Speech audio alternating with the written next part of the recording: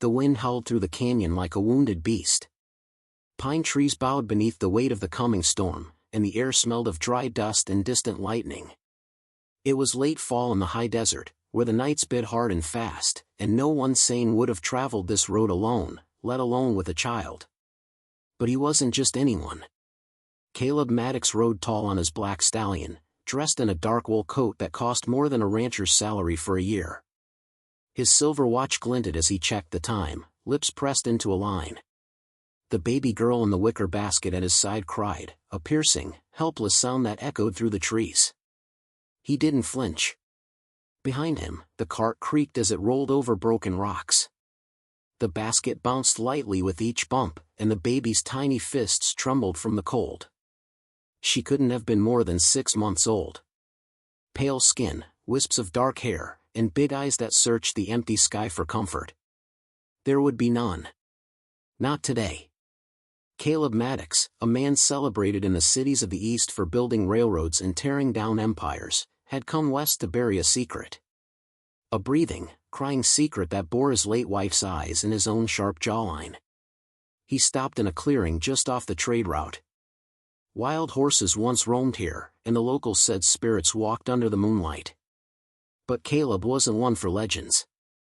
He dismounted, his boots crunching in the frost-covered grass. The baby wailed louder. From the tree-line, a set of eyes watched. They belonged to a mare, aged, weathered, and still proud. Her name was Dusty, a former rodeo champion turned pasture ghost.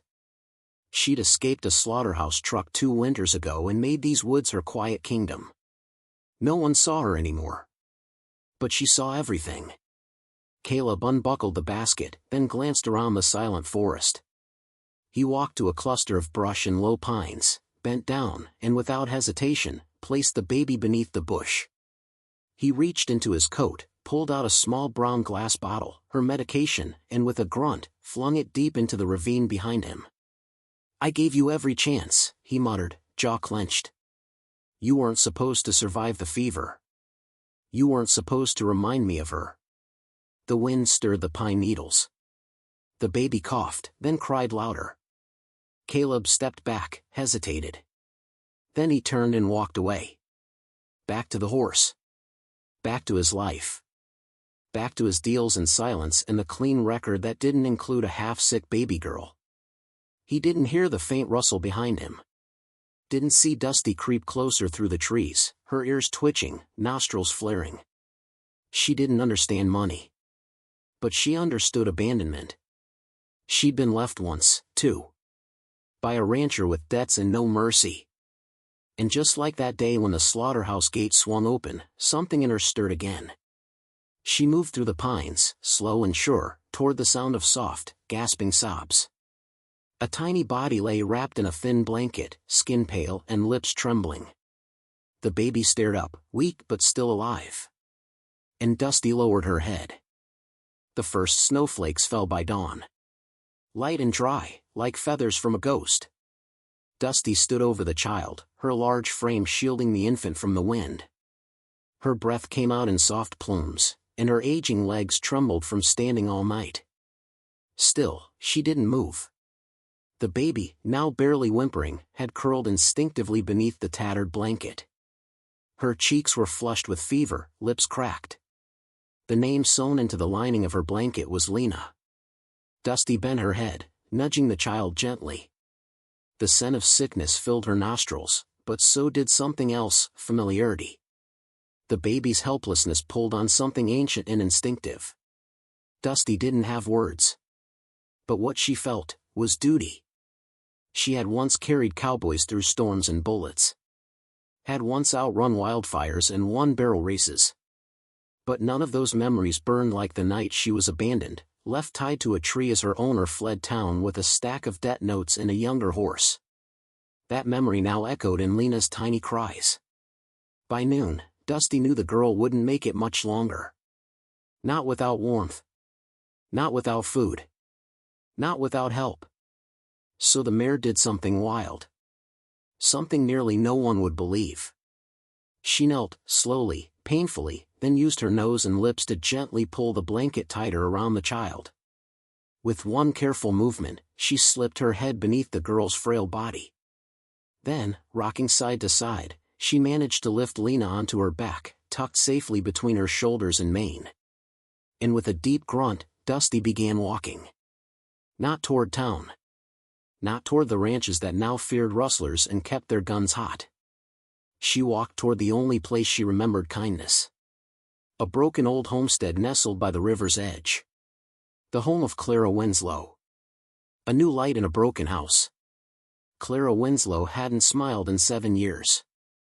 Not since her only son, Aaron, died in a mining collapse that could have been prevented if the investment company funding the operation hadn't rushed the timeline. That company had a name Clara never forgot. Maddox and Slate Holdings. She lived alone now, with bad knees and a worn Bible. People in town called her strange, said she talked to ghosts. But Clara was sharp. She still chopped wood on good days and grew herbs for medicine. The doctors sometimes sent townsfolk her way when the official pills ran out. That cold afternoon, she sat in her rocking chair, watching the river stiffen with ice. She didn't notice the mare at first. Not until she heard the hooves on her porch. A strange sound, delicate, deliberate. She stood, wrapped in her shawl, and opened the door. And what she saw brought her to her knees. There stood a half-starved mare, chest heaving, nostrils crusted with frost. But it wasn't the horse that made Clara gasp. It was the bundle tied across her back, small, shaking, and very much alive. Oh, sweet Lord! Clara moved fast for an old woman. She rushed forward, pulled the baby from the horse's back with gentle urgency, and cradled her against her chest. Shoo, baby, I got you now. I got you. The child was burning with fever. Her breaths came fast and shallow. But she was alive. Alive. The horse collapsed on the porch. And Clara, without a second thought, dragged out her old cot, rolled it beside the stove, and began tending to both creatures like they were her own blood. A bond forged in firelight. That night, the storm came. Snow hammered the roof. Wind wailed through the shutters. Inside, Dusty lay curled by the fireplace, ribs rising and falling with fatigue. And beside her, baby Lena slept in a crate lined with wool, her cheeks flushed but breathing stronger. Clara sat between them, praying aloud, fingers worn but steady. She had no idea whose child this was. No clue the man who left her in the woods had once signed the order that caused her son's death. But something told her the child had been meant to die. And that horse, who now opened one soft eye, watching Clara with unspoken wisdom, had chosen otherwise. In the shadows of town. Meanwhile, down in Millbrook Junction, Caleb Maddox ordered brandy at the hotel bar. He looked calm. Collected. The kind of man who shook hands without blinking and never returned a call twice. He told himself the cries would fade. That the cold had already silenced her. And for a while, he believed it. Until a telegram arrived 2 days later from the county coroner. Mysterious infant found alive near river. Local woman caring for her. Sheriff notified. His hand clenched around the glass. The past wasn't buried after all. And someone, something, had followed him into these woods. 3 days passed. The snow let up, but the cold held fast, wrapping the valley in white silence. At the edge of the river, Clara Winslow's cottage stood like a lantern in the frost, its chimney trailing soft smoke, and its windows glowing faintly through the mist. Inside, baby Lena had begun to smile. Not often. Not easily. But sometimes, when Clara hummed lullabies she hadn't sung in years, or when Dusty nuzzled her cheek with that broad, warm muzzle, the girl would reach up, a trembling hand, and coo. And Clara, hardened by grief, would blink back tears. This child is someone's miracle, she whispered one night to the horse, as if Dusty could answer. And in a way, she did. The mare would rest by the crib, standing still as a soldier, eyes soft, ears alert. Whenever Lena whimpered, Dusty would shift closer, as if shielding her once more from a storm only she could see. Trouble rides into town. But miracles don't stay hidden long in small towns. Sheriff Tom Decker was the kind of man who didn't believe in miracles, or horses showing up with babies. When the coroner's message reached his desk, he rode out to Clara's the next morning, more curious than concerned. He didn't expect what he saw. God above, he muttered, hat in hand, staring at Lena wrapped in wool, pink cheeks rising and falling in peaceful sleep. Where'd she come from? He asked. Clara looked him dead in the eye. The horse brought her. Decker scoffed. You been drinking cough syrup again? I may be old, but I ain't crazy, Clara snapped. That mare dragged this baby through a storm. You look her in the eye and tell me she's lying. Dusty stood behind her, calm but firm, her eyes like weathered gold. The sheriff did look. And for a long moment, something in him faltered. All right, he said finally. Let's say I believe you. You still got a problem. A big one. What kind of problem? The kind wearing a vest worth $500 and a name that gets folks fired if they spell it wrong. A man in the mirror. At that moment, Caleb Maddox stood in front of a full-length mirror in the finest room at Millbrook Hotel, adjusting his tie. He looked perfect. Not a hair out of place, not a wrinkle in his collar. But his reflection felt off. The eyes that stared back held shadows. Deep ones. A child's cough. A cry in the woods. A horse's breath steaming in the cold. He shook it off. He had called a lawyer in Denver. Told them to keep quiet. If anyone asked, the child was never his. The woman who died in childbirth wasn't legally his wife. The papers had never been filed. No record, no responsibility. Clean. But that telegram. That child. And the horse. What kind of horse follows you to bury the truth? A whisper through the pines. That night, Dusty vanished. Clara had gone out back to gather firewood and returned to an empty porch. No hoofprints, no neigh, no goodbye. Just silence. She stood still, one log in hand, heart suddenly aching. The horse had been restless all day. Ears twitching. Eyes scanning the horizon. She's not done, Clara whispered. She's going back to finish what she started. And she was right. Dusty had followed the scent. Through frozen trails, across icy creeks. Her hooves bleeding from the cold. Her breathing ragged. But she pressed on. Toward the hotel. Toward the man. The twist in the ballroom. That evening, Millbrook's wealthiest citizens gathered in the ballroom for the Winter Investors Gala. Caleb Maddox stood at the center, swirling bourbon in his glass, charming the bankers and politicians like he always had. Until someone screamed. Everyone turned. At the far end of the ballroom, hooves clacking on marble, stood a dust-covered mare, mane tangled with frost, eyes locked on Caleb. Whose damn animal is this? Someone yelled. But Dusty didn't flinch. She stepped forward once. Twice. And then did something no one expected. She turned her body. And revealed what she carried. Tied to her saddle was the baby's blanket. The same one the coroner had seen. The same one Caleb had left in the woods. Pinned to it with a rusty nail, was the broken brown bottle of medication. The room fell silent. Gasps. Whispers. And then, Clara Winslow stepped through the door behind her, holding Lena in her arms. I believe this belongs to you, Mr. Maddox. The ballroom had gone silent. Dozens of boots shuffled. Champagne flutes trembled in gloved hands. And there, standing beneath the chandelier, dusty, breathless, yet impossibly proud, was a mare who didn't belong. She didn't need to. Because in that moment, she belonged more than anyone in the room. Caleb Maddox didn't speak. His face, so used to smug confidence, tightened like old leather. But his eyes told the truth. Dusty had not only followed him through the woods. She had followed him through guilt. Through lies. And now, she brought them to light.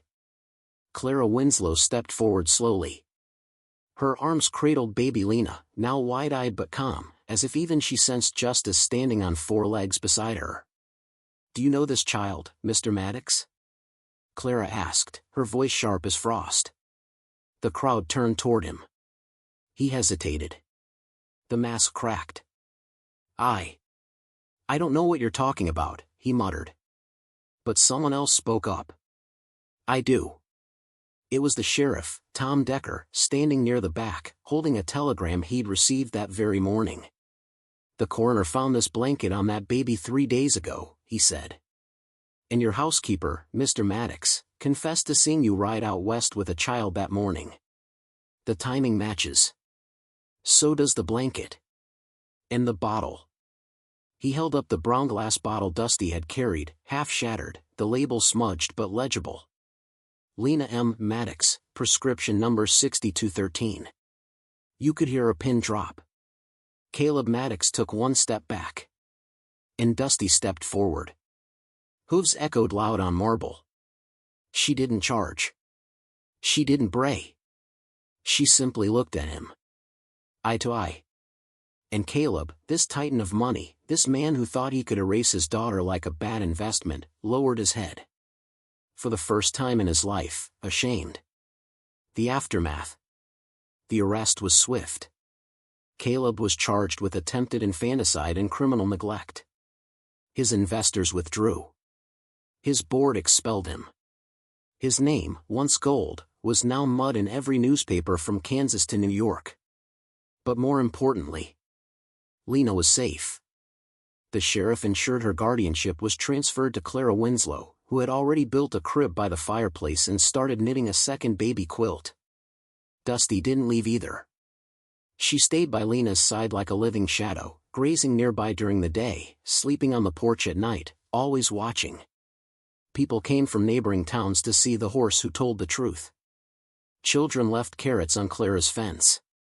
Old cowboys tipped their hats when Dusty passed. And folks began calling her what she had always been. Justice.